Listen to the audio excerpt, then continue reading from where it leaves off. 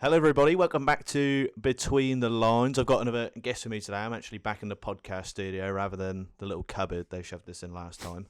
Who have we got with me? Well, you've got an Arsenal fan with you.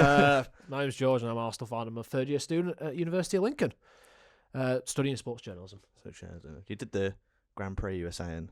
Yeah, I did. That was a really long day for media, waking up at 7 o'clock to get there for just a bit before 8 o'clock, and then being there, I think, until about 5:30. But I mean, for like the day and the experience and everything, a massive thank you to the University of Lincoln and to Monument Cycling, who were really nice to us for the rest of the day. So I couldn't have asked for a better experience.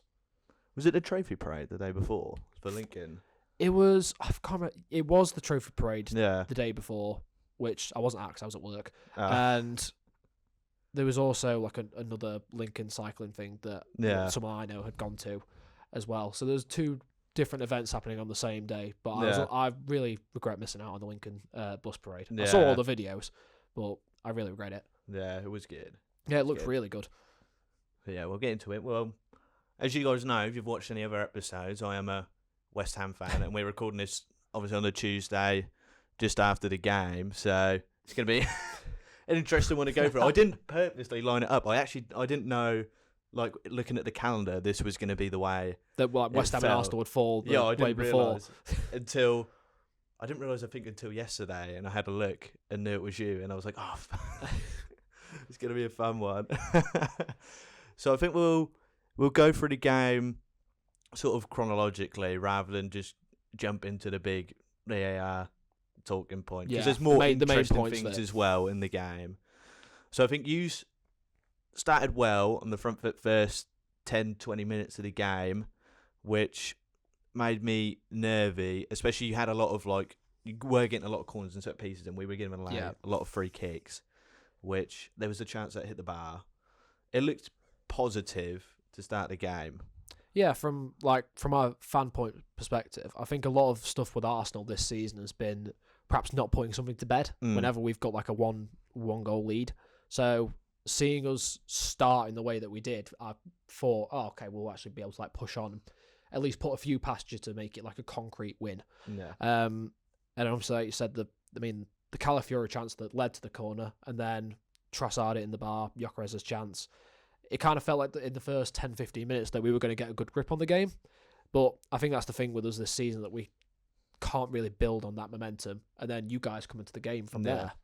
Yeah, well, there's the Ben White injury, which is one, if you've ever played football, and I used to play fullback as well, so I've done it a few times where you've sort of stuck in you're stuck in a lazy leg for a challenge. And if you had it with Somerville who did it, who just comes through harder than you, that just jolts your knee, which is a big shame for him with the World Cup coming up. So, I mean, I think Gary Neville spoke about it on Sky. He did a very similar thing, and that was 4 to 6 weeks he was out. So that would be the whole end of the Premier League season. That would be the Champions League final, and then maybe his World Cup, which would be a big shame for him, because he's been looking positive for England. Tuchel's taken well to him, as because he got shut out, didn't he, under Southgate? Yeah, Tuchel's taken well to him, but I think England fans are still kind of on that divide between them, and I'm kind of sort of the same thing, despite obviously loving him as a player for Arsenal. But it's one of those things that right back, I think, has been a bit of an issue since Timber's been out for quite a while now. Yeah, and Ben White's had to fill that role, which he can do, but there's been games where he's looked shaky. The Southampton game was probably one of the ones that he looked really poor in that one. So I was kind of obviously gutted that he got injured, because now right back does seem like a bit of a position that we're weak on, and we've still got 2 games left in the Premier League title race, and we've still got a Champions League final coming up. Yeah. So it was interesting to kind of see Arteta's tactics putting Rice at right back. The subs were poor. Yeah. And it felt throughout the game, once he put Rice to right back, he was having to chase his own substitution. He was having to put out the fires that he was sort of creating. Yeah. Because he put Rice to right back, which limits your midfield so much. Yeah, especially absolutely. when it was Zubin and Miles Skelly against Fernandes and Souček. That's a really big physical mismatch where we started to grow back into the game. And I think, then at half-time he takes Calafiori off to then move Lewis Skelly to fullback to then get Rice back into the midfield. And then eventually he brought on Ødegaard, and Ødegaard was a good sub who sort of changed the game for you, but he was having to sort of chase himself about a bit to try and fix mistakes. Yeah, and I think it's one that you're looking at the tactical shape that we set up at from what I remember the season, I can't ever remember seeing Declan Rice play right back. I don't think he's ever played there at all in his career. So it was a weird change. I understand some of the some of the changes that he's made. Lewis Skelly has been very good in midfield recently. Yeah. I thought he was really good against Atletico Madrid, and I thought he was good against Fulham.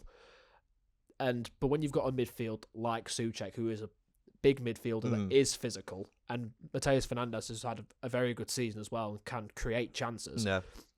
Leaving Zubimendi and Lewis Skelly to that doesn't seem normal in any sort of sense, because Rice can carry a ball forward. Yeah. From right back, we'd lose all of that. Yeah. And Zubimendi recently as well has been probably quite poor, but he's really towered off, hasn't he? But it's looked as in fatigue setting in, but then it's also looked like he has just been poor. Yeah. And he's not. And some people I've seen judging Arteta for that reason, because he's not really playing the ball forward anymore like he used to at the start of the season. Because I thought he was really good for those first 6 months. Yeah. I was thinking, if we win the league, he could be the signing of the season. He's transformed us, because Rice has been given the platform to go forward. But like you say, we've subbed Zubimendi on and subbed him off in the same game, which shows you enough about the tactics. And then you bring Ødegaard on, who has had a poor season, and he eventually changed the game to get the 3 points. He did really well. There's been so many clips and whatnot online, and it's been a big criticism of him where he's not sort of taken the ball well on the turn, or he's always sort of looked to go backwards. But for the goal in particular with Trossard, it was a nice 1-2 with, was it Declan Rice? Maybe I can't remember fully, but it was a nice 1-2. He was able to actually push Arsenal forward, where at a point of the game we were looking to maybe nick something on the break, and then Trossard gets a bit lucky with the deflection for the goal. But that felt like watching Ødegaard again from maybe a couple of years ago, when he was happy to sort of drive with the ball a bit more and sort of want to go into the 18-yard box with it. Yeah, I think. Ødegaard is such a hit and miss for me most of the time thinking about it, because I still think he's got that player in him, and I still think he's got that creative spark that he has had. But he's frustrated me so much this season with, like you say, where he's got an option to go forward and he's got space to go forward and venture, and he just goes back. Yeah. And it does feel like part of the reason is that is because of the tactics that we've got currently in the team, that it's restricted Ødegaard and maybe Eze, more creative players. But for that moment, he did seem kind of back to his best, like he was in 22-23, 23-24, were the 2 seasons that I remember him being on top. And we got a little bit fortunate, but we had a creative moment to get the ball to Trossard, who again has had a poor season, but took his chance. Yeah. And then just before as well, you had the Mateus Fernandes chance, which had me head in hands on my seat. I think, while Ryan obviously gets a lot of credit and he does very well, he's very patient with coming out and he makes himself big, which is what you want from a keeper there. I think Fernandes needed to do a lot better. I think that was a moment where maybe the pressure got to him. He took one too many touches for me. He got a little bit too close to Ryan, didn't give himself the space where he could sort of open his body up and then be able to put it into the far corner.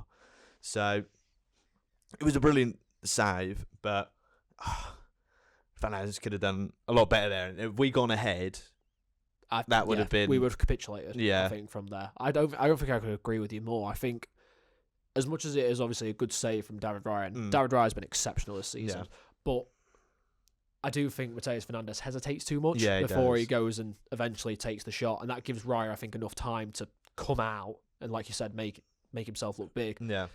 And it's one of those things where I think if you're choosing is it an amazing save or should he have scored, I think it's more leaning towards he should have scored. Yeah. And if that goes in, then not only does it affect the top, but it affects the bottom of the Premier League as well. Yeah. And obviously this is the day after Spurs Leeds. We could touch on that maybe a little bit later as well. I'm feeling a bit more positive for the majority of that game where the Spurs were up in the second half. I was really worried it was going to be over for us, but thankfully Leeds eventually pulled through, got us a point. Could have been 3 points, really. Yeah. There was a couple of chances in that game as well. A lot of, I think, decisions again. VAR has been under a lot of caution pressure, I think, for the last, for ages, but last 2 days. From a lot of different fan bases. Yeah. It's been full on. And, I mean, Spurs fans aren't going to be happy. I suppose you're not happy as well, but it's... I'll take it. It could have been a lot worse, especially... Leeds knew they were safe. This could have been a game they could have turned up, not bothered. They didn't need to, really. So, I'll take the point. It keeps us alive. But,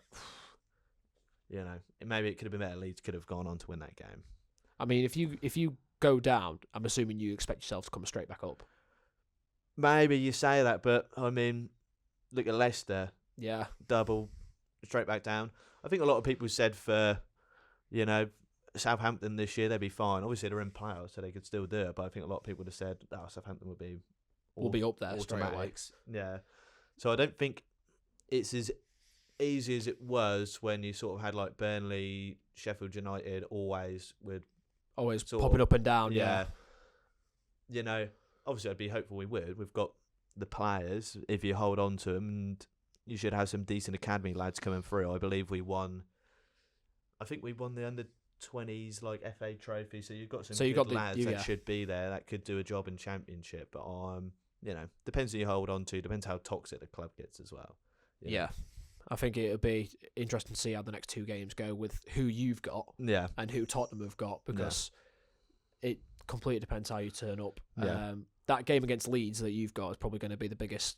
Well, they will say it's a 6-pointer. Yeah, well, it is. That is. Yeah, if it comes to it, it might decide it. But as you said, VAR has had a lot to do. We'll get into the big, the big potatoes. The big. What do you think? Do you think it was the right decision? I think it's the right decision. Okay, but I think it's soft. Yeah, and I can see both sides of the argument because. And there's other things. I feel like there's other things to look at while it's happening. But from the angles they were showing us, I thought, at the time, being angry that you guys had just scored and thought we'd maybe just thrown a potential 3 points away, that his arm, it's not necessarily on his neck, but I think it's high, and I think it stops Raya from being able to, his arm to here, get to it. Yeah, which I think is probably what they would be looking at. If Raya can't get the ball, they'll probably just be thinking, right, he has been fouled. But then there's other things, I think, in the background, probably like Rice tugging on Wan-Bissaka's shirt, which I thought, well, if they're going to look at everything, maybe they should look at that more than anything. But in my opinion, I can see... I'm happy it was given, obviously, and I do think it is a foul, but I think more people are latching onto it because of VAR's consistency this season as well. Yeah. I mean, I think it's so interesting looking at that because there's so many fouls going on at basically the same time. I think there's something going on with Rice being pulled. There's something going on with Mavropanos. I think he's pulling somebody down. Gabriel himself is also pulling Pablo, who then pulls Raya. Raya's being pulled as well by Todibo.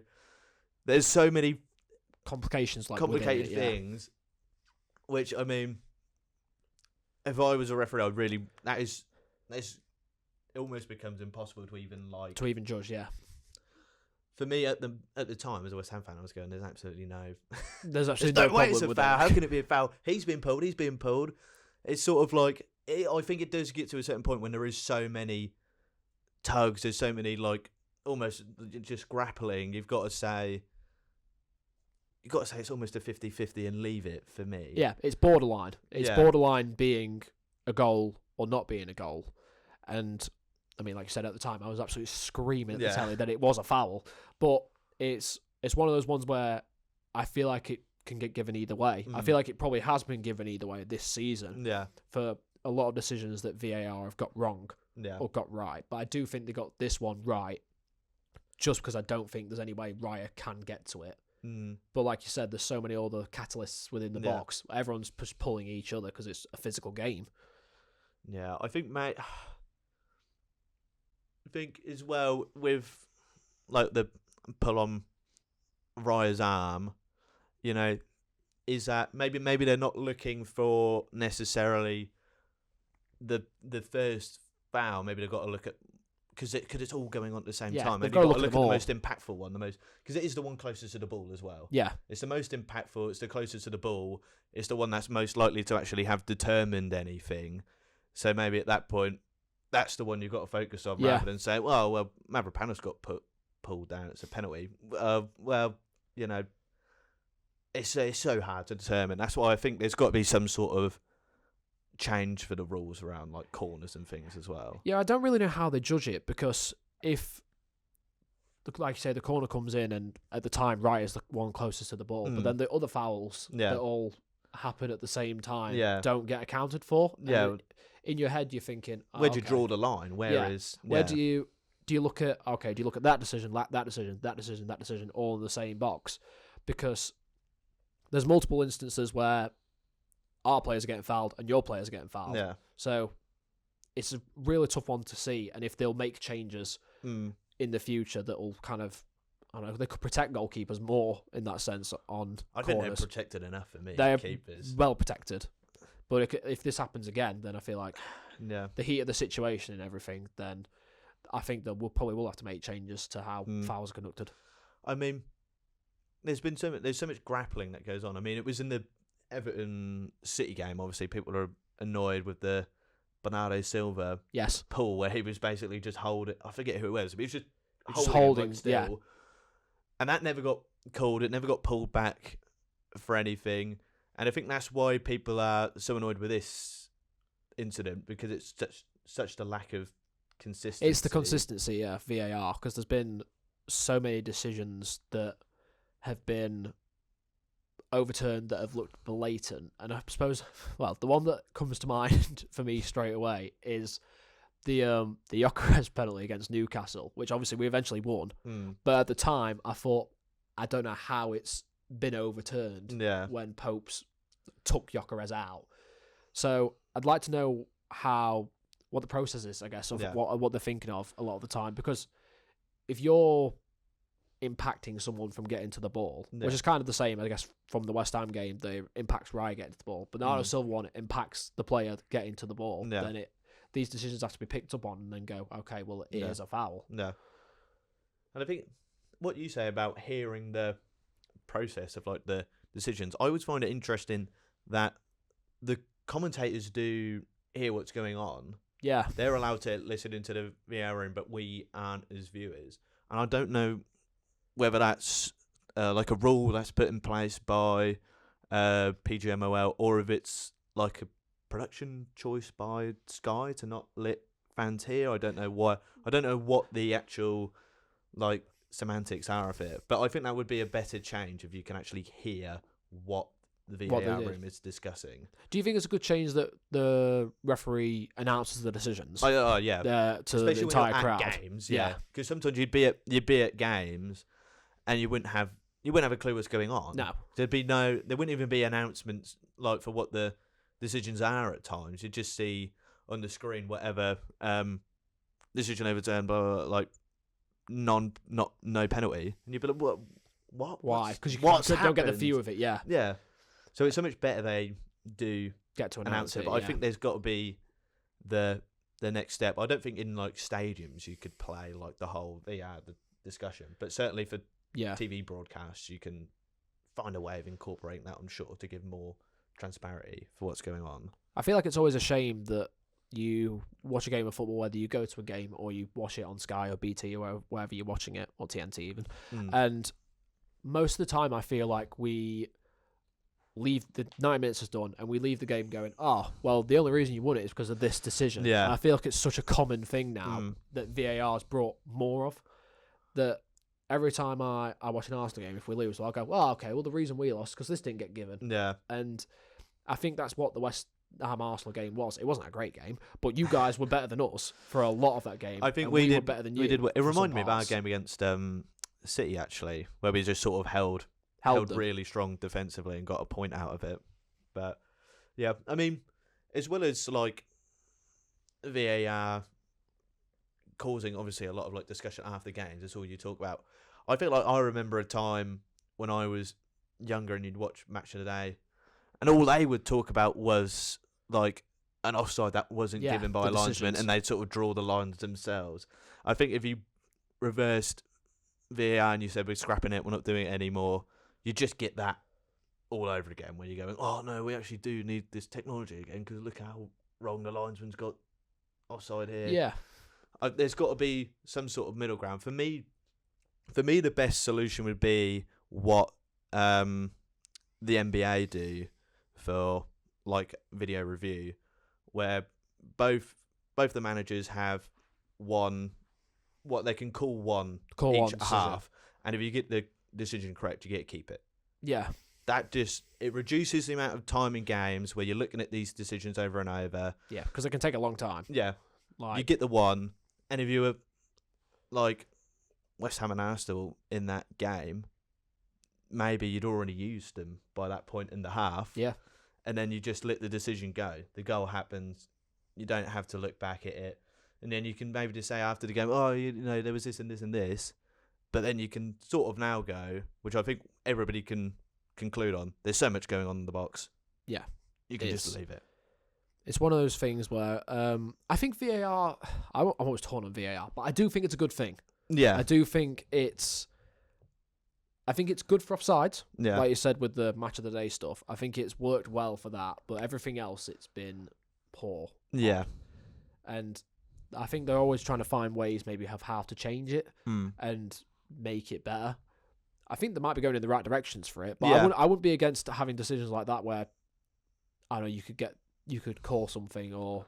I think the challenge is a good thing. You just get your one. If you get it right, you get to keep it. You can use it again, obviously. Yeah. But it just reduces that time in games. You don't have to like hyper analyze every single foul, every single like tug of the shirt. You can just let the game flow a bit better, which is why I watch a lot of like Championship, and Championship for me as a product sometimes is so much better for that to watch, where games don't have to be stopped constantly for these decisions. Well, did they refuse VAR to go? To I think it's just because some of the clubs can't like finance it and stuff like that. But yeah. to be honest, I don't think it should go to the Championship. Yeah, it wouldn't ruin because the Championship is one of the most entertaining leagues in the world. Oh yeah. So it's one of those that I think if it got VAR, it would just put a halt to that because like you said, the amount of times that you're looking at a decision for, I don't know, 5 minutes. Yeah. That's why every single game now has got, 8 minutes of added time on it at the end. It was 13 yesterday, wasn't it? Yeah, Spurs 13 minutes of added time from decisions that shouldn't take that long. Yeah. When you've got, what was it, about 5 people analysing it, and then if you get the referee go to it, it's another person. Yeah. So it shouldn't take that long. No. Yeah, well, I think we'll leave it there for VAR. This is supposed to be an Arsenal podcast, not a VAR podcast. So we'll move on. We'll say we'll look at the rest of this Premier League season now.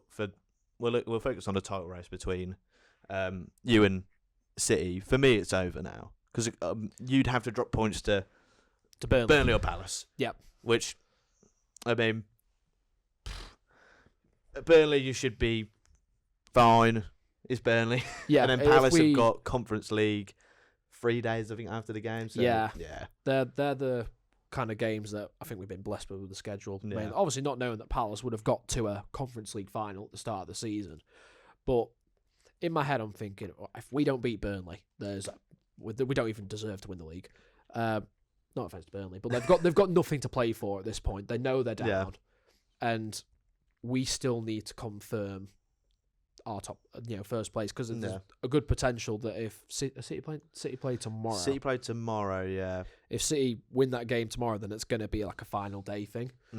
And that's like Burnley, okay, 3 points should be done. Palace, that's the only one that I'm kind of worried over. It is at Selhurst Park as well. So maybe the occasion will lift the Palace players and the fans the opportunity to take, a title away. Take a title away from us, yeah. Yeah. And it's one of those things where, because of the bottle that we've had over the last few seasons, I'm not that confident yet. Yeah. Just because of what's happened previously in other seasons. So even with 2 games left, I'm leaning more towards being confident. I Mm. did say to a lot of my friends that if we beat you guys at the weekend, I did think it was pretty much done. Yeah. But you never know what City can do because they could drop points on Wednesday and They then could it'll drop be properly points. done. They could also drop points. I know they've got Bournemouth away. Yeah, so for that's their going to be a tough second game. last. Honestly, if they were going to, they could slip up there quite easily because Yeah. Bournemouth has still got Europe to chase. They're sixth. They're actually Yeah. pushing Villa quite close now because Villa have sort of, Drop points against Burnley, yeah. and they've let other teams catch up where they're focused on Europa League. So honestly, it could potentially be like done and dusted before the last game. I'm hoping so. If Bournemouth are able to pull through, but I think either way, if it does go last day, it should be okay now. Yeah, you'd think. we should be fine. And then, other than they've got to focus on a Champions League final. Exactly. But we've got to get the Premier League one out of the way first, I No. think. I mean, for Champions League, what do you reckon? You give yourself a decent chance against PSG because it's going to be interesting stylistically as a game because it's such Different opposites. styles, of football. Because you watch PSG and you think, oh wow, creative attacking football. It's free flowing. It's everything, and it's lovely to watch. And then you look at us and it's rubbish and dull. And I know that like it's not good football when Arsenal play. Yeah. And I think everyone's writing us off a lot. Yeah. Just from like, oh, they'll get battered like 4-0. Yeah. I'm thinking, well, we probably won't lose 4-0. Clip that now, and it's going to be 4-0 in a couple of weeks. But I don't see us winning it. I think it is, if Maybe. I'm playing with my football brain, not Yeah. my Arsenal brain, then I think it's swung more towards PSG than it is to us, purely on the basis of their attack is way better than ours. I know we've got a great defence, but their attack is way better than ours. And because they've been there before, they've been in Champions League finals before. We haven't been in it, obviously, for 21 years now. So you're looking at that and thinking, right, it's our first one back. PSG beat us last season in the Champions League. Yeah. They were in the final last year. They were in the final a couple of years ago. They're in the final again. They'll probably just get it over the line and done with. Yeah, I think as well, it might be one similar to your game against City, where you're forced to have to sort of press more. You went man for man that game against City, and if PSG are going to play how PSG do, where they're so front-footed, so high pressing, so aggressive, does that force you to also do that and then leave you open the same sort of ways in the City game? It'd be interesting to see if Arteta stays with what we've been doing and we're kind of compact and we don't really allow much room. But then I'm also thinking, like you said, man for man. Well, we haven't really got a fit right back and Kvaratskhelia playing there. So I'm already scared for what's going to happen on that hand side. And it'd be interesting if we just both play how we've been playing and if we can properly shut down free-flowing attacking football. Because in PSG's team, I've seen some of that combined 11s. I think we only get about 3 players in the entire team. So that's something that they've got a brilliant attack, they've got a decent defence, and they've got a great midfield. And you look at us and think, well, we've got weaknesses in places. So I think we will struggle. Yeah, it'll be a tough old game. I mean, if you are going to win it, it will be through a corner. It'll be through a corner. It will. That's what. But that's, you've got to go into the game knowing that. You've got to be like, okay, it's going to be a battle, but we've got to get something from a set piece. Get something from a set piece. Because maybe even like a counter attack, really. Yeah. You know, I actually think for that game, I'd maybe look at having Martinelli, because I think he's done well in Champions League games already this year. This is sort of where he's been a shines. surprise. And I think if you're going to have to try and hit on the break, I'd rather it be Martinelli than Trossard. Yeah, it's that left-hand side for Arsenal has been such a tough place, I think, this season, because Trossard has not had a good season, and if Arsenal in the summer don't try and strengthen that left wing position, then I don't even know what the transfer focus is looking at, because it's got to be there, hasn't it? Martinelli is like a flash in the pan, in my opinion. Champions League, he's surprised me a lot that he just managed to just set off, and I don't know, I think he's got about 8 goals to his name for some reason in the Champions League. But in every other competition, he's been rubbish. Yeah. And a lot of the time in the season, he has been rubbish. Yeah. But he's trying to... You watch him, he's trying to go forward and take on his Yeah. man. Trossard, I think, is a lot different, which is why I think Arteta prefers him. But like in that instance, if we're going to get a goal and it's going to be for a counter-attacking, then you're going to want your quickest player on the pitch. Yeah, I think that might be a thing to look at. I mean, it should be a left winger you're bringing in, hopefully in the summer. I'm not sure sort of what's available out there. And it's tricky as well with Arsenal and maybe recruiting for attackers because it's such a different profile you look for. You look for bigger lads, don't you? Yeah, you look for physical presences rather than technical skill. Yeah, but at left wing, I think you need technical skill. You need someone that can put a cross in, take on a man, score a goal. Like I said, off the top of my head, I don't really know who's available and who we could sign. I mean, it depends how much money you throw at it. But I don't know who's out there that you could try and get. But you're going to need someone that can contribute more because Martinelli's got 1 goal in the Premier League. Yeah. Trossard, I think, has 5. So in terms of like an attacking point of view and an output point of view, we need to bring someone through the door because Saka's not really been that output. Yeah, he's had his struggles this season, hasn't he? Which is sort of, I mean, it is disappointing, his sort of, how his output's dried up. But it is interesting how, I think we've spoken about for a lot, and you hear it a lot in the media constantly throughout the season. Saka's output's dried up. Gyökeres hasn't had much output. Martinelli and Trossard. It feels like almost the whole attack hasn't worked, and yet you're still going to go on to win a Premier League title and potentially the Champions League as well. Yeah, it's really a weird one, isn't it? Because I don't know if there's any other side that's got that type of.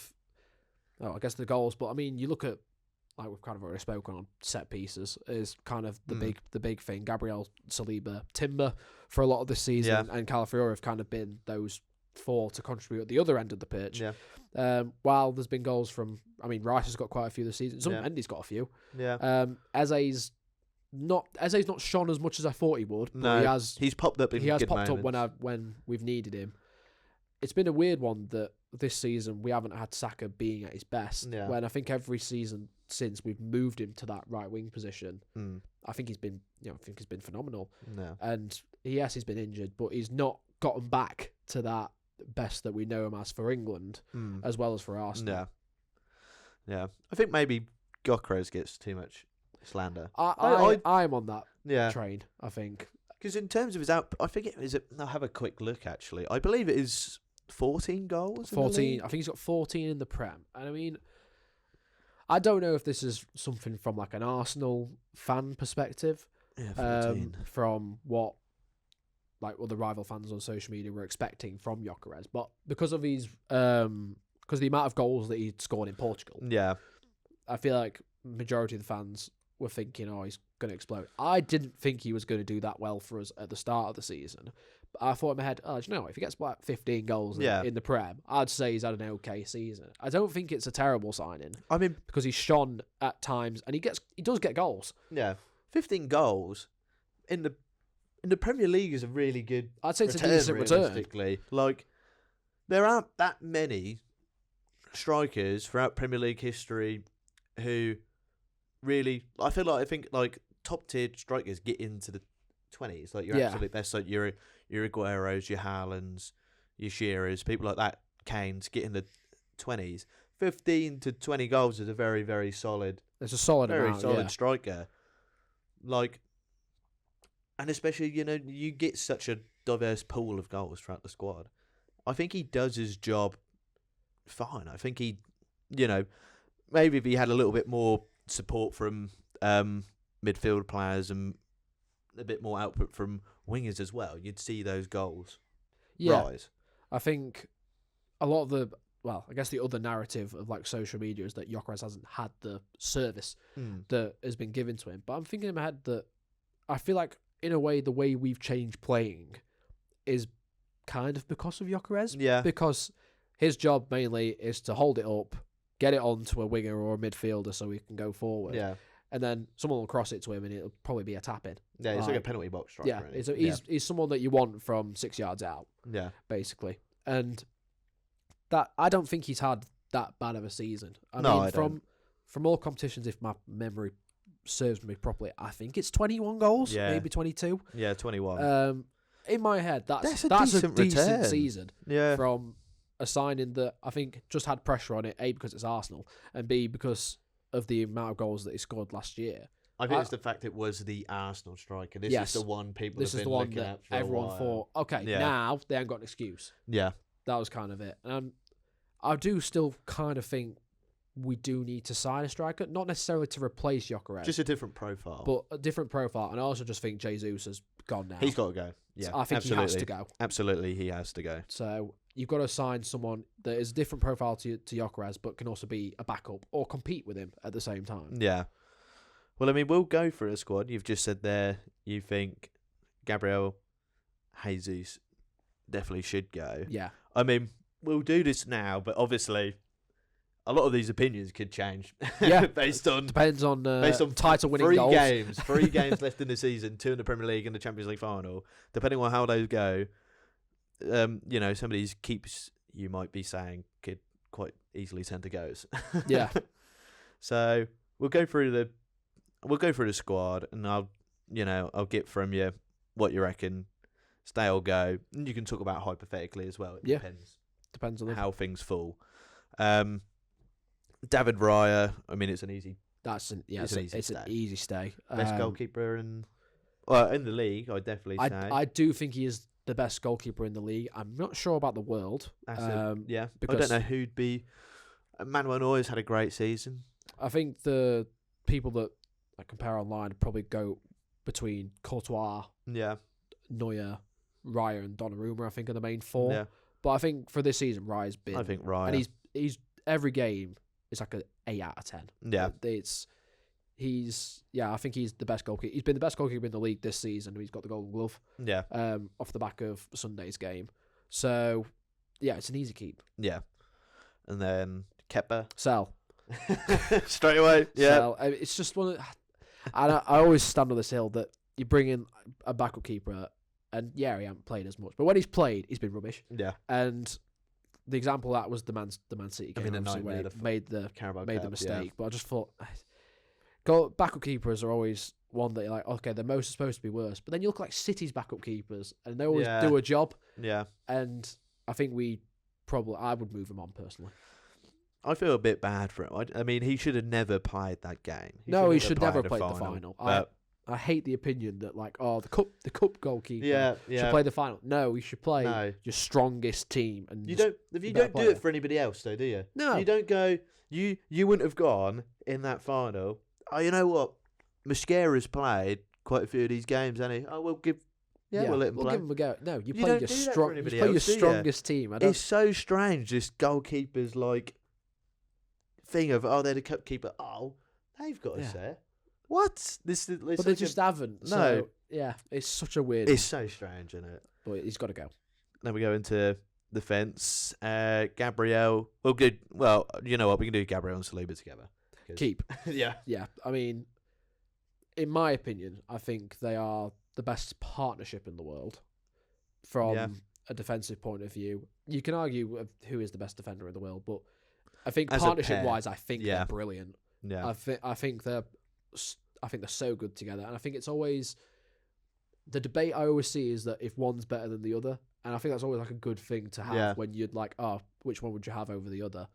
Because they're such different players. Because Gabriel's so aggressive, and Saliba I think is more calm. Yeah, and he's younger, so I think he's still got more time to develop. But they're both still.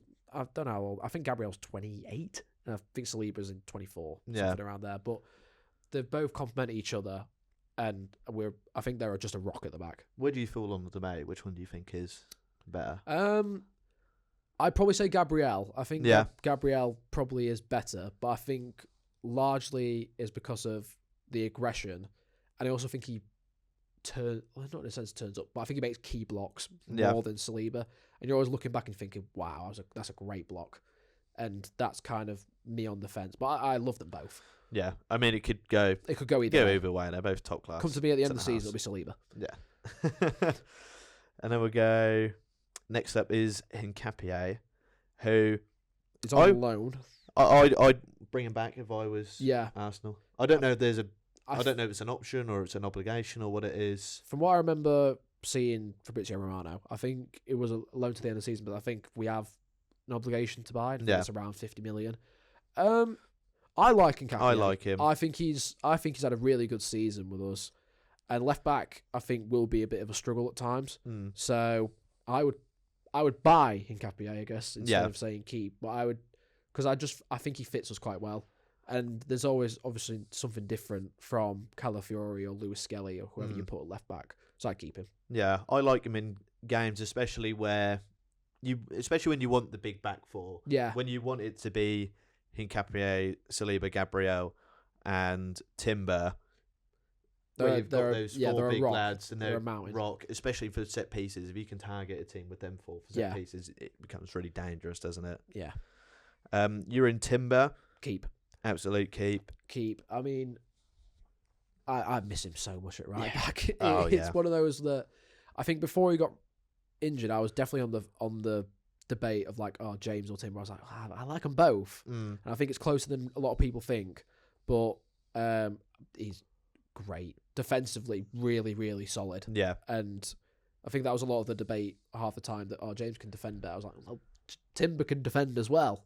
They both can defend, and obviously, like we've kind of spoke, he's great from set pieces. Yeah, and I think he's decent going forward. He's had a good crucial goals, a goal against Chelsea, obviously, at home. So I think he's great keep, one of the best signings we've made in the last few years. Yeah, and then Calafiori, who I actually really like. Calafiori. I like Calafiori. I really like watching him. I think a lot of the defenders are probably going to be keeps. Off the top of my head, but yeah, I like Calafiori. I think he's versatility-wise as well. I think he's good because he can play left centre back.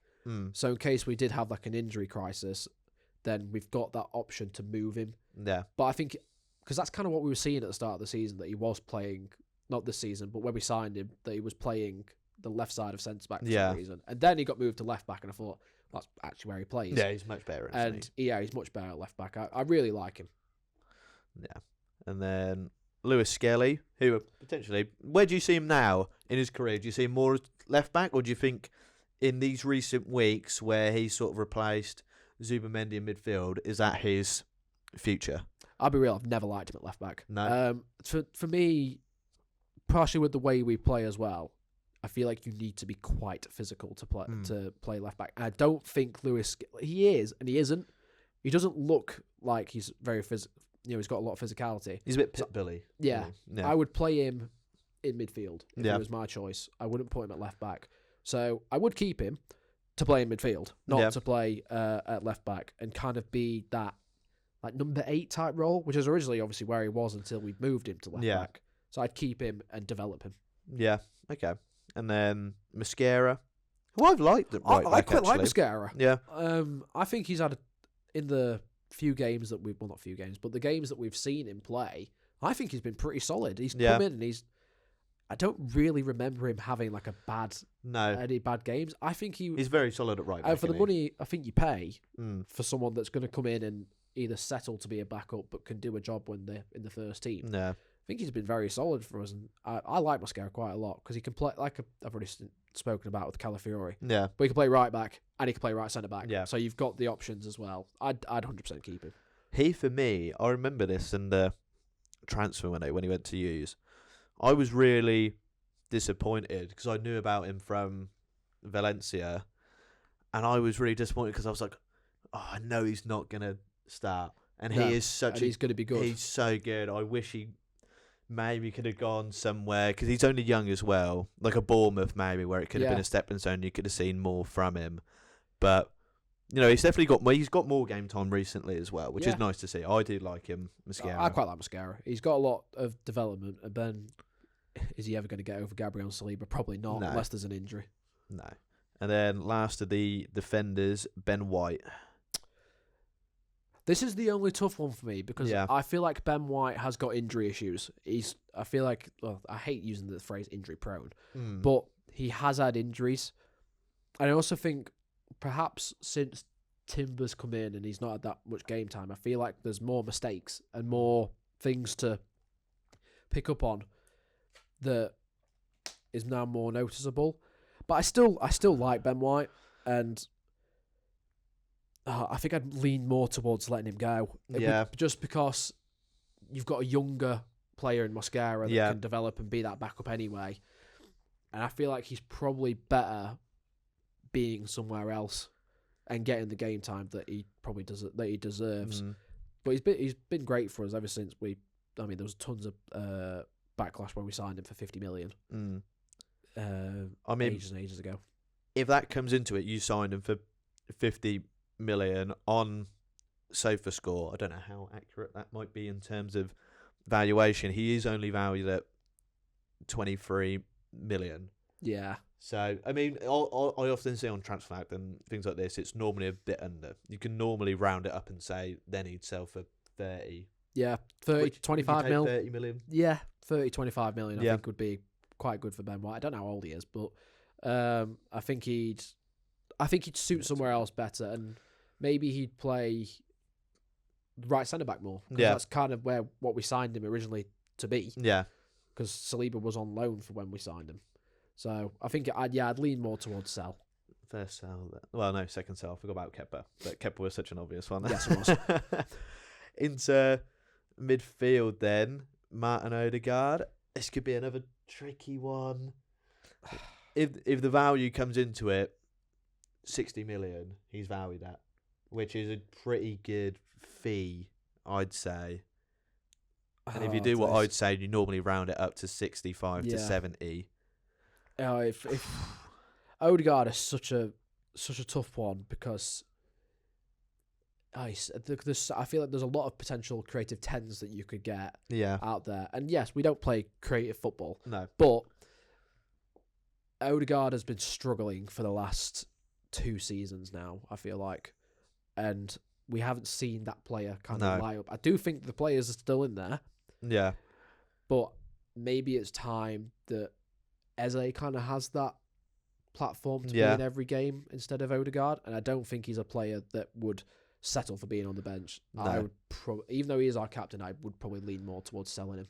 I don't think he... Do you think it depends as well? Maybe if you go and win both trophies, is it going to be, you can stay? Yeah. It depends how crucial it is. But it's this season where I think whenever time he comes on or he starts a game, I always think, what kind of game are you going to have? Because you're either going to have like a 9 out of 10 game or an 8 out of 10 game, or you're going to be like a 3 out of 10. Yeah. And it's so easy to notice when Odegaard's not on it. And there's been games where I've had so many games that I've watched him and thought, this is a great player. Yeah. Like a really unbelievable player.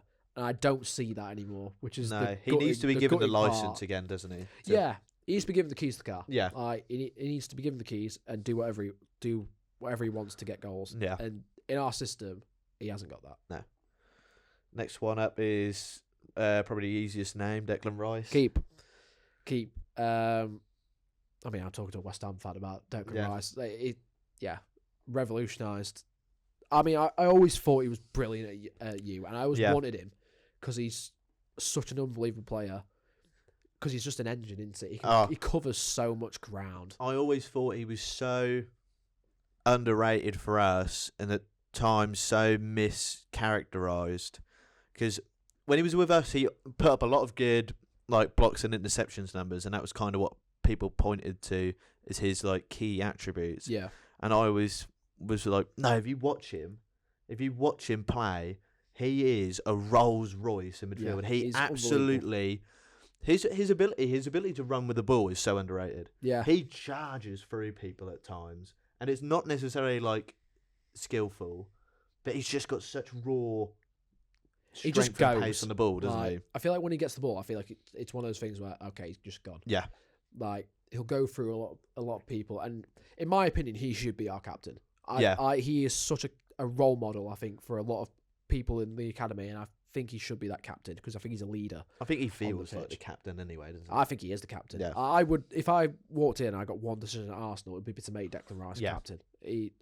Easiest keep. I think even the money we gave you, I think it's still not enough. He's been and I think that's always a key catalyst to signings, because everyone looks at a price tag and goes, "Oh, this person's not been worth that much." We paid, was it 105 million for Declan Rice, and nobody's batted an eyelid ever with the price, and never said, "Oh, you paid too much."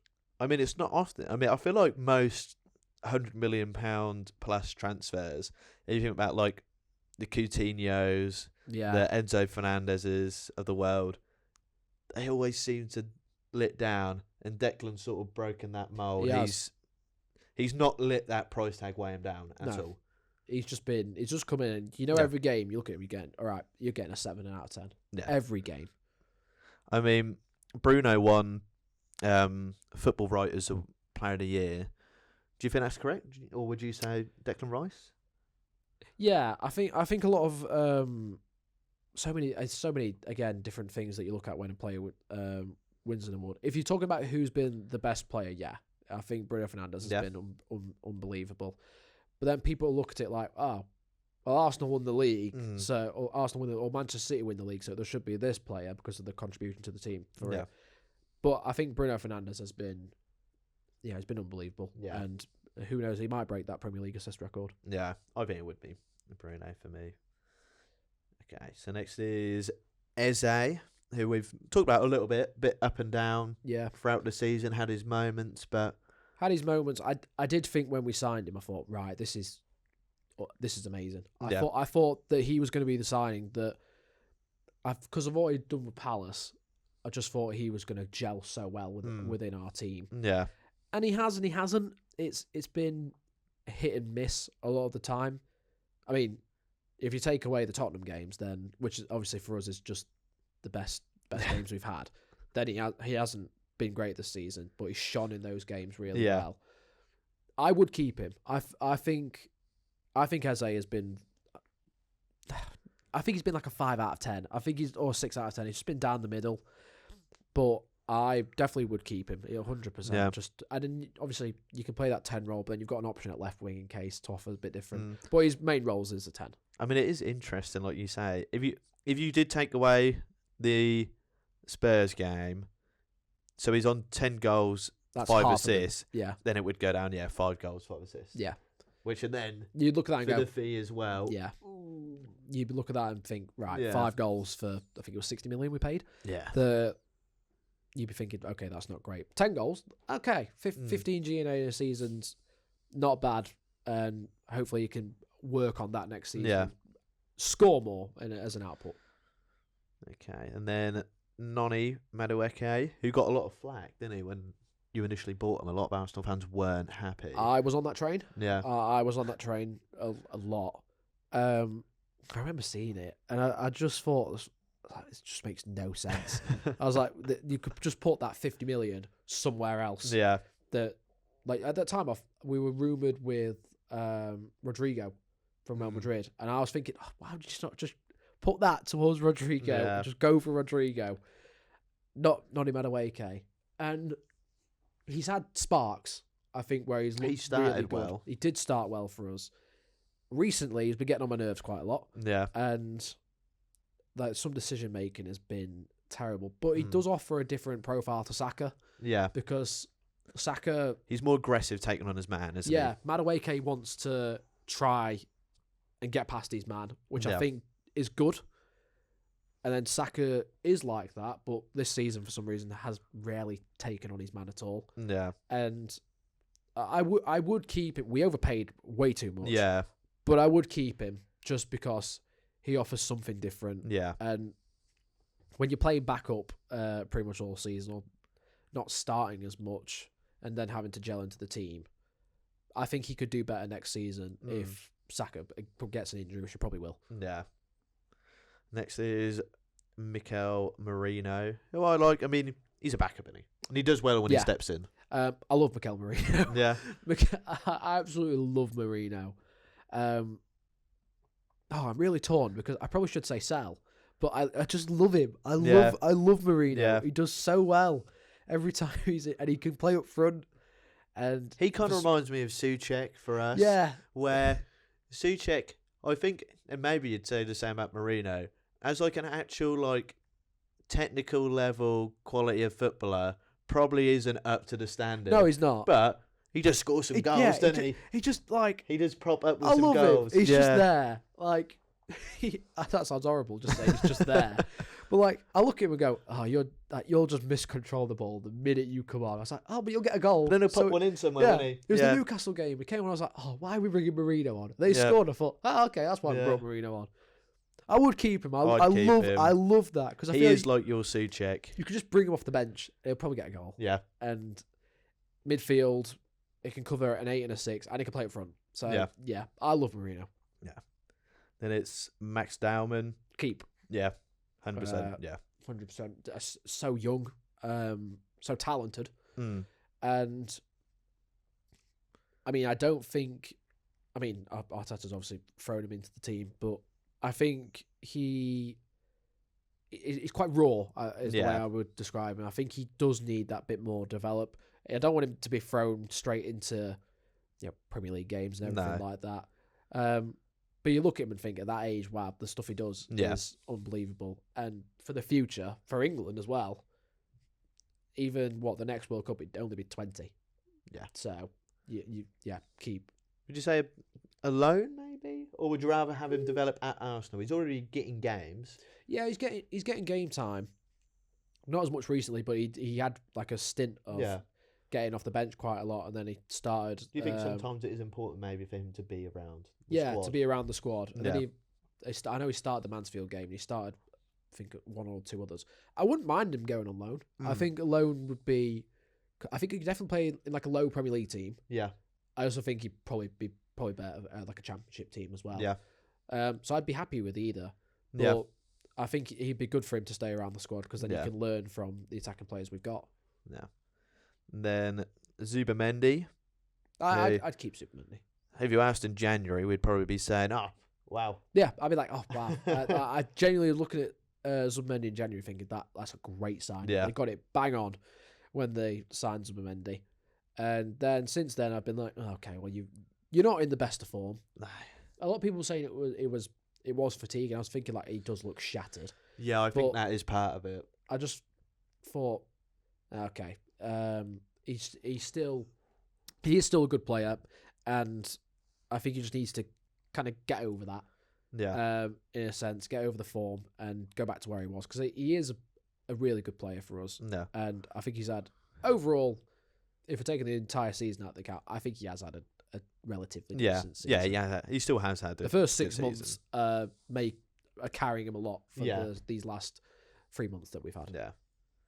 And then last of the midfielders listed here, Christian Norgard. He almost forgets at the club. 63 Premier League minutes this season. I've genuinely got no clue why Arteta has not used him at times. I know people say like he's like again we've kind of spoken. I liked him a lot at Brentford. I liked him at Brentford. I thought when we signed him, I thought that's a great signing. That's a good backup signing, and we hadn't used him at all for anything.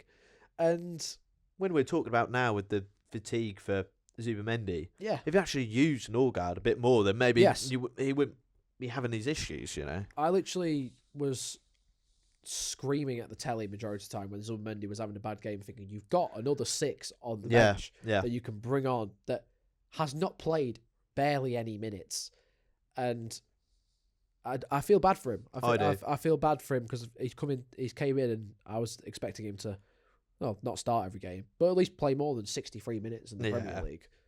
I suppose I'd have to say I'd probably sell him just because he just doesn't get used. Yeah, if he's not going to get utilised, then you've got to shift him, haven't you? Yeah. But he's a good Premier League player. Yeah. And then out of the forwards, Gyökeres, who we've already spoken a lot about. Keep, yeah. Hope he develops a bit more. I'm happy with the output. Yeah, I am. I don't really think there's many. If you're actually like a rage baiting fan, and you watch football, yes, he's not great to watch because there's been times at the start of the season where I thought, oh dear, he looks rubbish. He's slow and poor first touch is the first two things that come to my head. But I still think okay, he is a good player. Yeah. He has been an alright signing for us. output has been pretty good. Yeah. Everyone can say penalties and stuff like that. He's But good in the air he does as well. a job, and Yeah. I think he's a good striker. Yeah. Then Saka, never. Keep and hope that he returns to where he was, and I'm praying for like a long period where there's not like an injury 2 months in that sets him back again, because when he's fully at it, Saka's our best attacker, obviously. If he I just does want that back. have another similar period where it's a lot of injuries and then he's not returning and looking the same, Yeah, maybe not sell, but are we looking at, we've got to get another right winger in here? you're looking at different options Yeah. there, because if Saka's not out on it, and he hasn't been for a lot of this season, and obviously that can be 2 injuries, but it's form as well. Yeah. Then you've got to look at someone who is performing out there on the transfer market and go, right, we kind of need to bring this person in instead. Yeah. And it'll be gutting if that happens again, because he's, I think he embodies everything that's Arsenal, because he's come up from youth. Yeah. And he's in the first team, and he's one of our best players. And then Gabriel Jesus, you've already said earlier, sell. He's got to go for me, yeah. Sell. There's like the 2 weeks where he looks good every season. There's always like a 2 week span where he plays 3 games and he gets like 4 goals, and everyone's like, oh my god, he's back, and then he gets an injury and he's out. Yeah. And that's the thing with Jesus. He's so injury prone. He's so injury prone, and the output isn't there. Not anymore. No. And I can't deal with that from when we signed him. And when we signed him before the World Cup in 2022, he was brilliant. I loved him in that season. He looked so good for us, and then he got injured, and he's never got back to it since. No. And he was so good when he first came in. Wasn't he was I really loved him. I thought this is gonna be a great signing. 45 million, I think it was somewhere around there. And I thought, right, great player. 2 goals against Leicester to start off as well. And I thought, okay, he's going to just go on and flourish in our system. Then he got injured, and then he keeps getting injured. He's got to go. Yeah, it's a shame, isn't it? Gabriel Martinelli, who might be another one similar to Erdegaard. Maybe it depends if anything happens towards the end here, but I would sell. You'd sell. I would sell. His value's lower than I thought it'd be. It's only 36 million here. It's hard to say with the left wingers, because they're both not done well this season. Yeah. But Martinelli is a player that I have loved. Yeah. Since he came in, for like 6 million. He was young.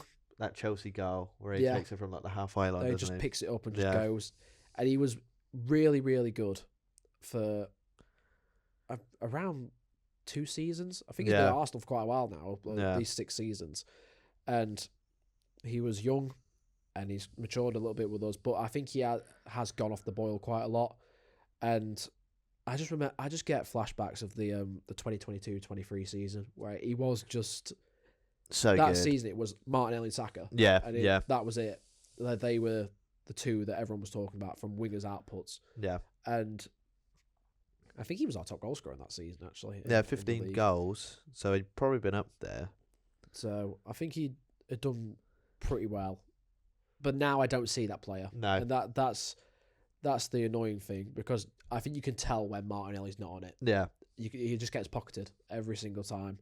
And he's done well in the Champions League, but I think it's best to probably move him on now. Yeah. So, Martinelli go. Havertz, another one. Another tough one. Yeah. It's another tough one because I like Havertz. And I've always liked Havertz. Yeah. I did think it was a bit weird when we signed him. And I thought at the time. I was thinking, this money could have probably gone somewhere else.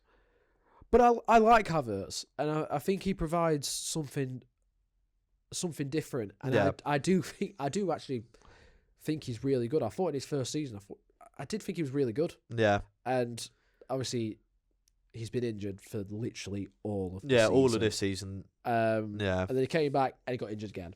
So it could be an injury-prone thing. you maybe give him another I'd give him year another to see if he season. can figure it out with injuries? Yeah, I'd Yeah. give him another season. If the next season isn't his, Yeah. then I would move him on. Yeah. But I'd give him one more. I like him. Yeah. I like Havertz.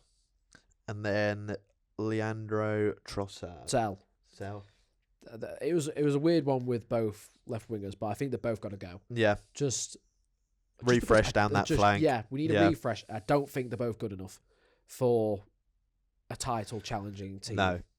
Trossard is. I mean, for the money we paid for him, good signing. Like when we signed him, I was really happy because he was scoring a lot for Brighton. Yeah. And I did really, really like him at the time when we signed him. And I do still like him, obviously. Popped up recently. But I think he's struggled this season to kind of meet the new system or meet the grade. Yeah. And that's where I think we just need someone different. And the output, again, that I keep speaking about, has not been there. From what it normally has been with Trossard. I feel like he's always had a goal in him, but this season, I don't think that's been the case. I think this side needs one maverick, like how City now have Cherky, Yeah. where you've got this really solid system all around, and I think maybe the left wing spot could be the place to fill that in. Yeah, I think we do need, like, I would love, I'm not saying they will, but I'd love for them to go and sign like a Kenan Yildiz. Yeah. Like, that would be like a dream signing for Arsenal. And that'd be one that I'd get really excited about. We just need that, like a 5-star player on the left wing now. Yeah. And I don't think we've got that. I think we've got 3-star players or 2-star players on the left wing. And then there's a few players out on loan, but I think there's only one major one to cover, that being Ethan Nwaneri, if I can get his name right. Yeah. I mean, he looked really promising when he first came through, didn't he? He did. And that's one of those things where I don't think he's had minutes. Yeah. I don't really know why he wasn't getting minutes as well, because I quite like Nwaneri. I think he's a good attacking player. I mean, I'm getting flashbacks to when he scored against Man City. Yeah. And just curled it in out of nowhere. And he's still young. He's still very young. Yeah. And I would keep him, maybe loan him again. Another loan, if yeah. if Arteta doesn't think that he's going to get in the squad, Yeah. then I think I would loan him. But I definitely would keep him because he's just a good option, and he can play that 10 role, and he can play the right wing role. Yeah. And that's the best thing when you've got that a lot of depth in it. And I think he can definitely become a Premier League player. Yeah, I think he's got the skill set to be able to make it. Yeah. I think he needs to fill himself out a bit physically to be able to meet the grade. sort of new Premier League standard where everybody's sort of ultra fit now. But I don't think he should do another loan abroad. Perhaps not to because he's gone Marseille. Yeah, he's gone to Marseille. I think a loan to a Premier League side like a Fulham or a Palace or sort of like a lower mid-table side. Yeah. And if he shines at a club like that, then you can go, okay, maybe he's got the facilities. And if he doesn't, then you try and move him on from there. Yeah, we'll get a definitely. It's tough because I do like Nwaneri. He's shown sparks again of being that outlet for Arsenal and scoring really good goals for us. And I don't think we have that a lot of the time. No. So I would either give him the time or give him a few games in the team. Yeah. And see how he performs, and then I'd potentially loan him out somewhere else. Yeah. Like you said, I don't know if it best would be to go abroad again. Probably somewhere within England where he can get used to it all. Yeah. Right, yeah. I mean, we've gone through squad, gone through the last games, we've gone through, I think, VAR. I think we've gone through it all. Gone through it all. So hopefully everybody's enjoyed. I hope you enjoyed coming on, mate. Yeah, thanks for doing it. And then, it should be the Everton podcast next week. So have a look out for that one. And, I'll leave it there. Cheers, guys. Lovely. Take care.